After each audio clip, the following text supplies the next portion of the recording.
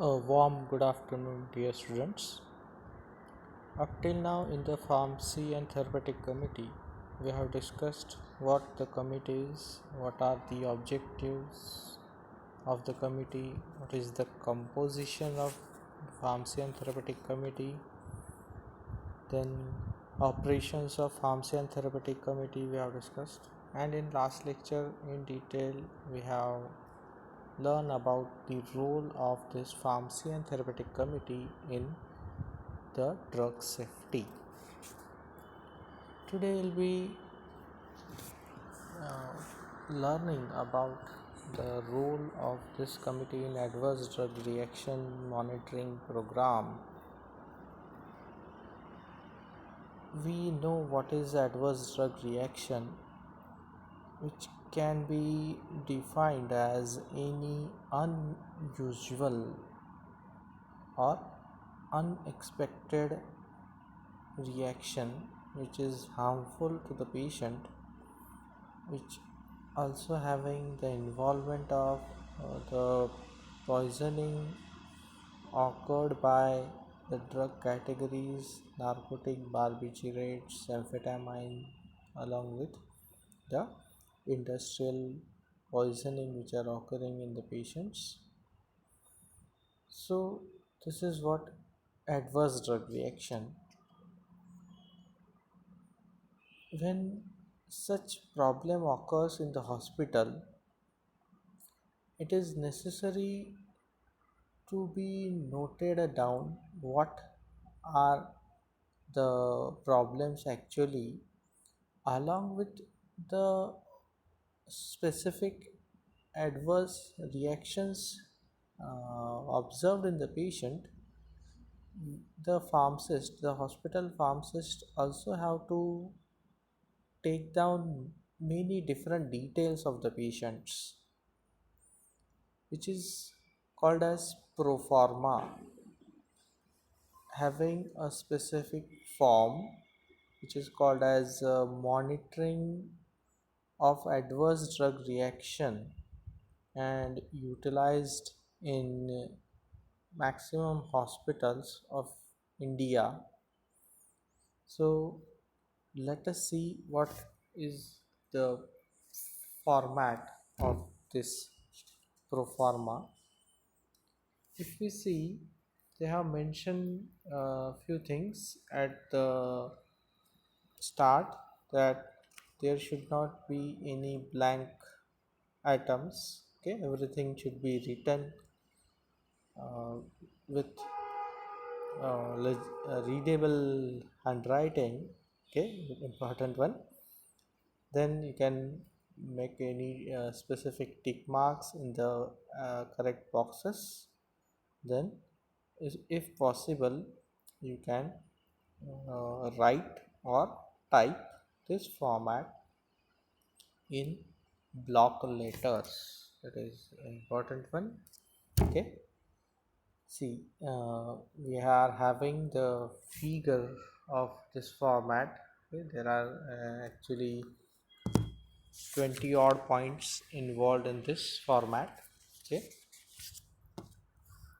first point is the center name. Center name means the hospital where the hospital or any institution where the adverse drugs reactions were observed or found.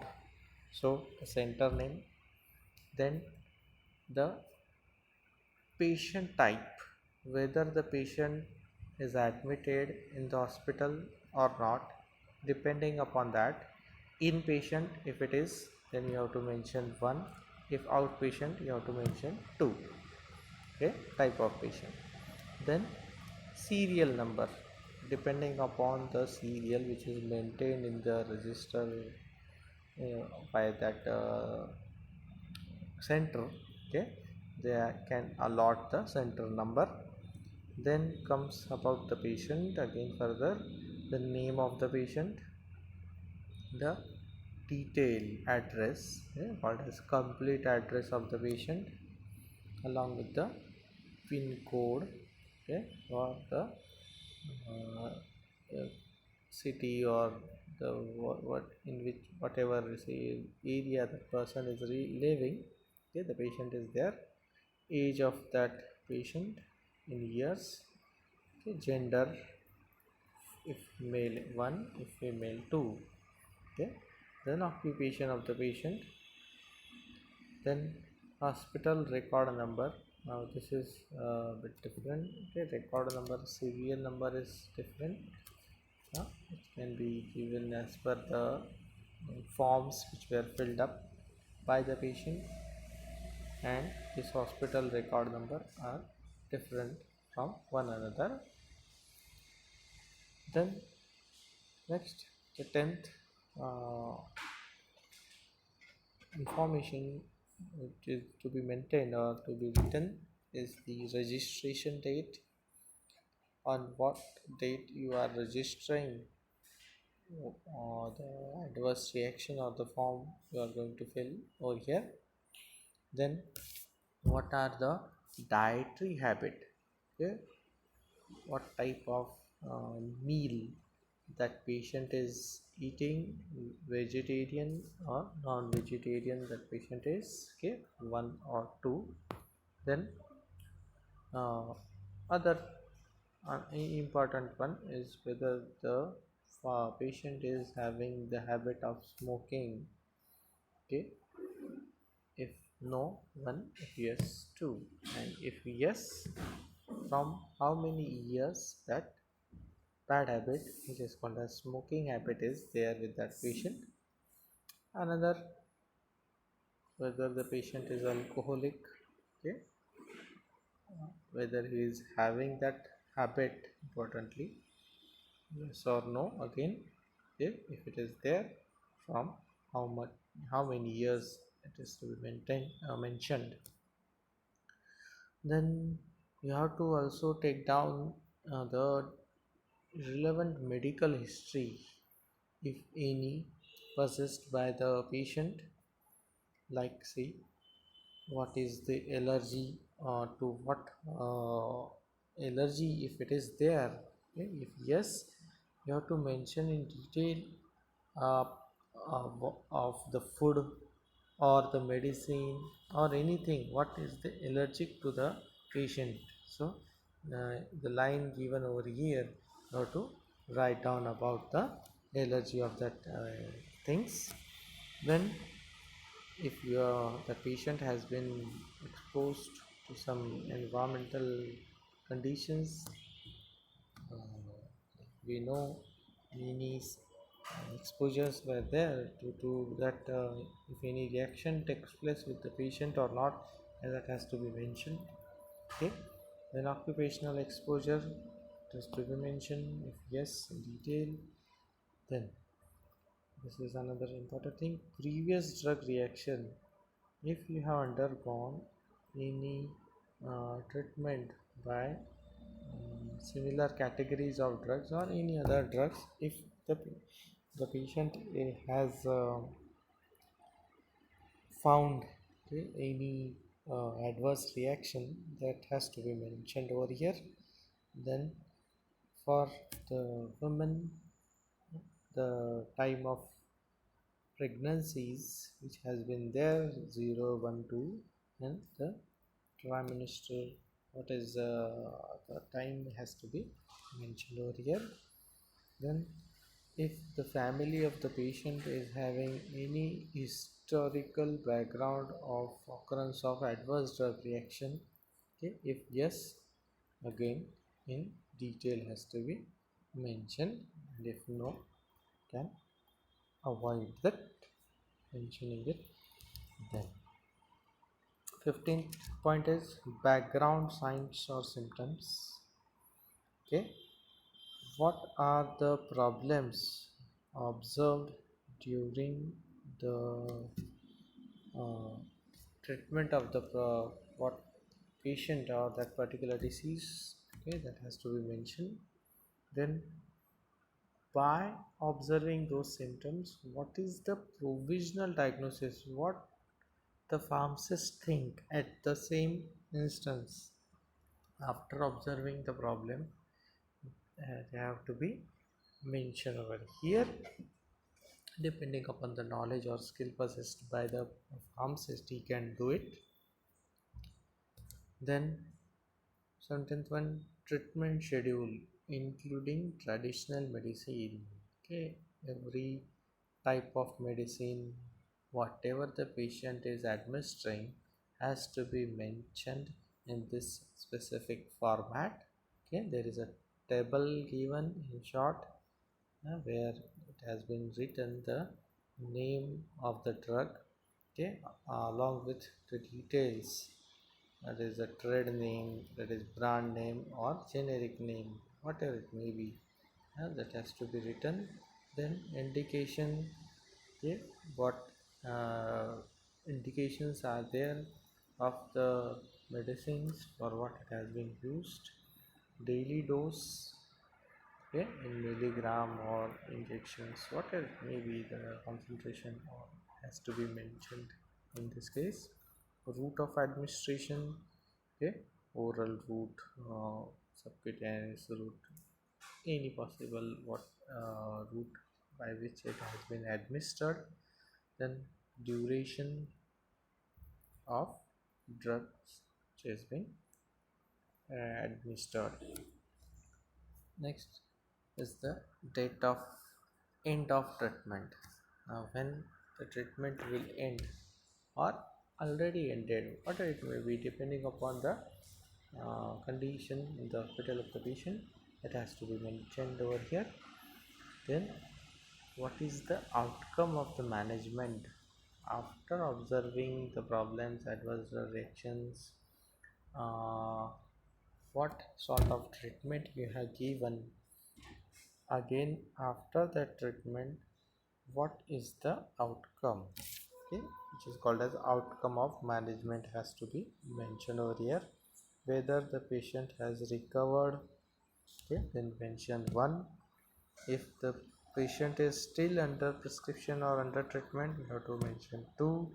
If the patient is died, write 3.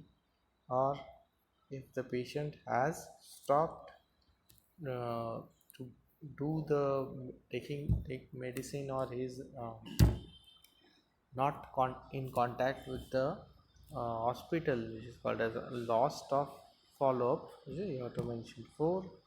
And if any adverse drug reaction further has been suspected, you can mention 5.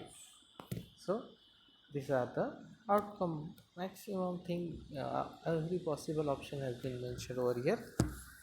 Lastly, if the adverse drug reaction is been suspected, you have to fill one further pro forma, which is called as pro forma 2. Okay, if it has been observed, then 2, and if no, this is mentioned 1.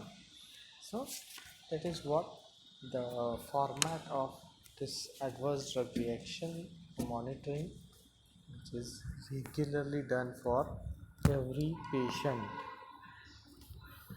Now it is mentioned that uh, whatever above mentioned pro forma is there, it is suggested pro forma for reporting the things in confidence. Okay, this is called as confidential report should be prepared for the suspected adverse drug reactions, which may be adopted and prepared by the committee definitely, and are needed to be made available to every ward, the nursing stations, and wherever it is possible, for completing the format, as well as uh, providing the information to the chairman of Pharmacy and Therapeutic Committee. So, a simple and effective reporting program has been established uh, by adopting a specific criteria.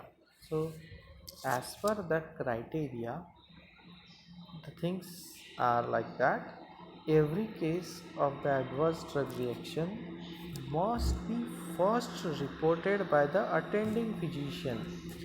The attending physician has to be the first person who generally report the adverse drug reaction to the chairman of the pharmacy and therapeutic committee, or if there is any clinical pharmacologist available in the hospital to whom the attending physician will report, okay, at the first time. Further, the attending physician should complete the form called as adverse drug reaction report form, which has been given discussed this format what we have just discussed. Okay, on every patient who has the observation of adverse drug reaction, the role of attending physician is there. They have to fill the form, okay, or they you can get the form filled from the pharmacist, depending upon the uh, whatever control over the pharmacist is there by the physicians.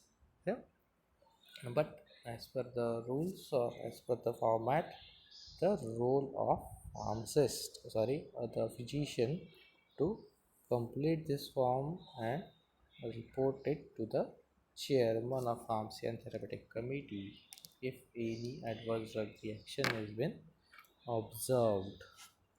Further, as per this criteria, the medical record room is what is available in the hospital will, upon the patient discharge, generally removes the report from the medical record and forward the same to the chairman of pharmacy and therapeutic committee or to the clinical pharmacologist. Further, who generally is what is called as regularly forward the required important data to the central committee of adverse reaction.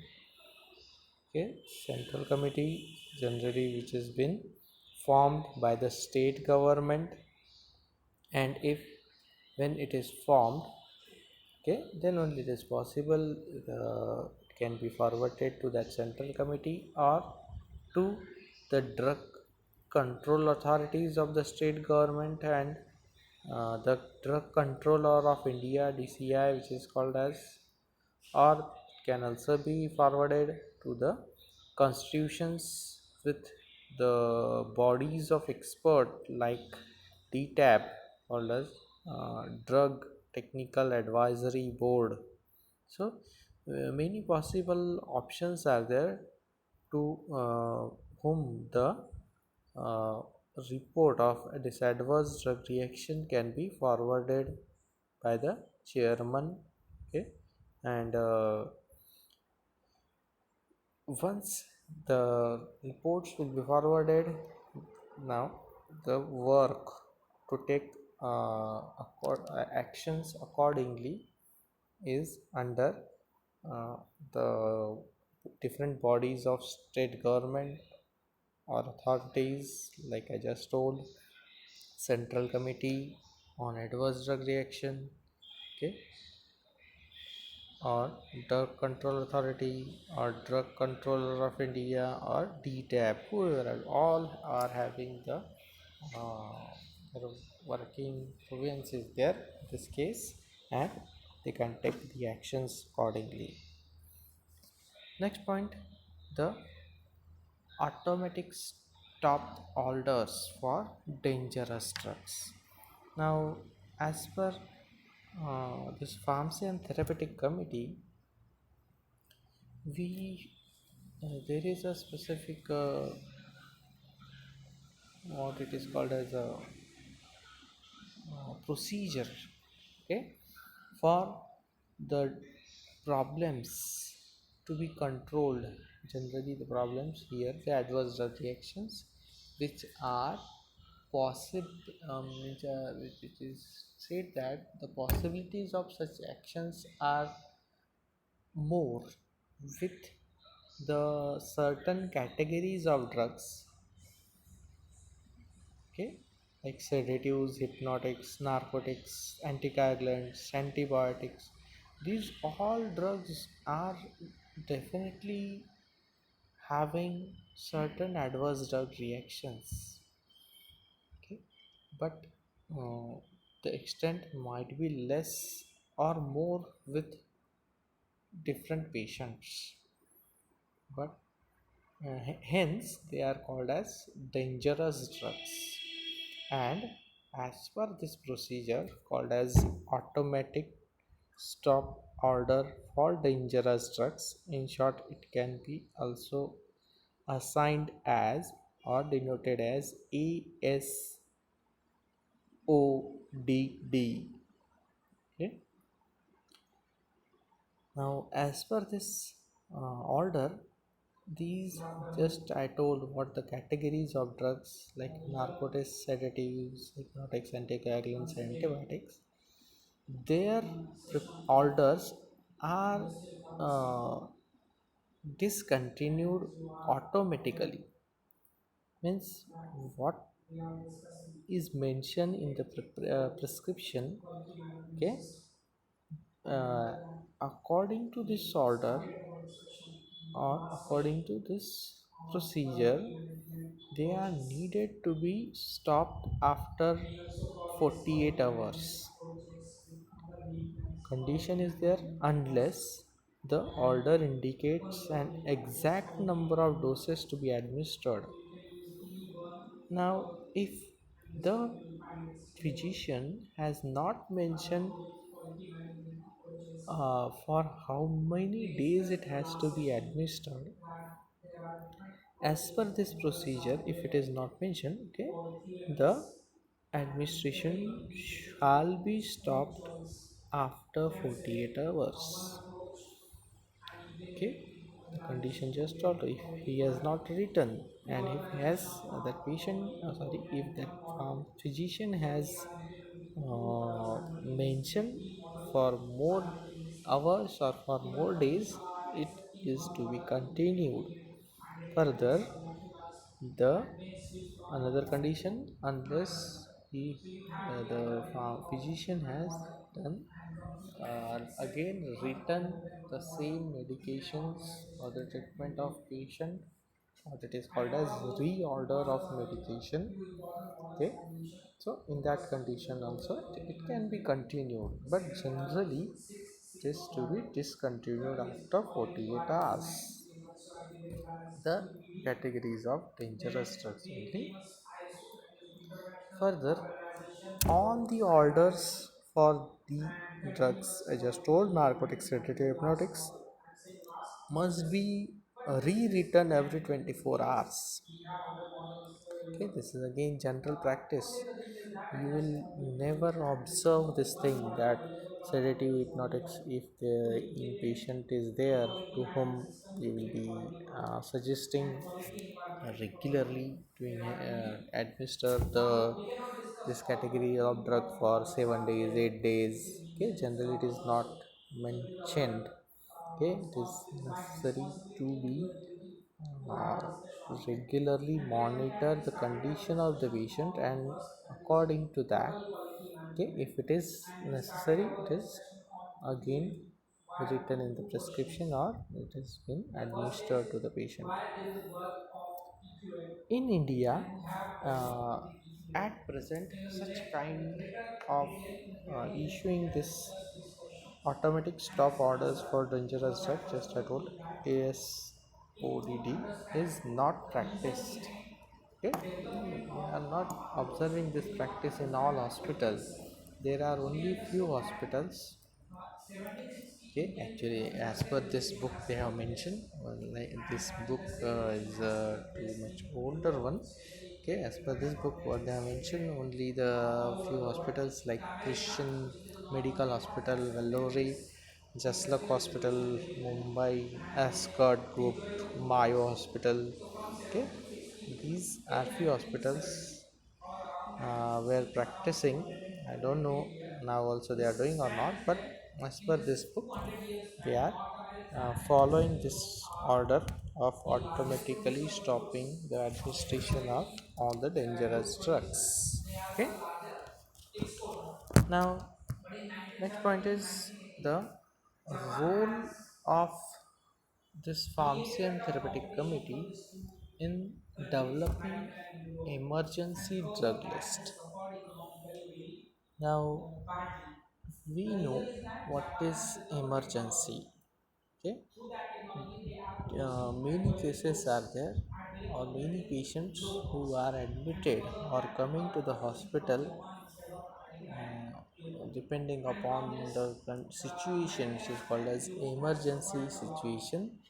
And for such patients, it is necessary the pharmacy and therapeutic committee should have a ready uh, units, okay, or we can say list of drugs or boxes of the drugs which are called as emergency drug products or emergency drugs.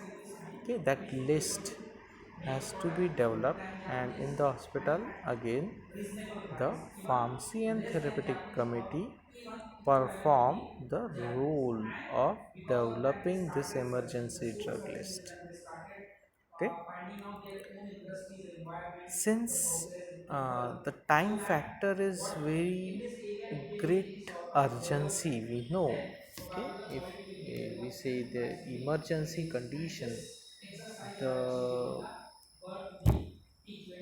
patient might be having any serious injuries, okay, or the complications might be there with the patient.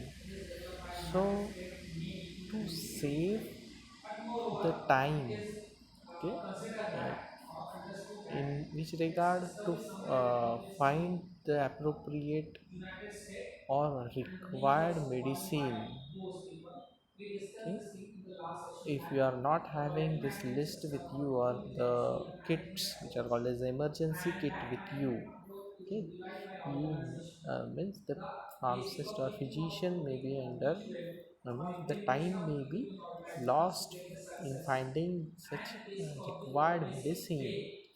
So the pharmaceutical committee, they are always having a continuous eye in developing the list, okay, or making the availability of the such products again at best possible thing way is at the bedside. Okay, at the when the patient are coming in the hospital, okay, whenever the bed in which they are placed, it is necessary to keep ready these kits, okay, called as emergency kits. And if it is there, the time which is just I told, okay, time which is the great urgency, true emergency situation, and that is to be function of this farms and thematic committee to control such conditions. And it is absolutely necessary for this pharmacy and therapeutic committee of every hospital to have it get a prepared boxes. I just told they should have always the availability of such kit which are can be called as ready to use, okay, at nearby the bedside of every patient. Okay. Further, many details are there in regard with this emergency drug list, which are the things to be kept in the boxes that we will be discussing in our next lecture. Thank you. Take care.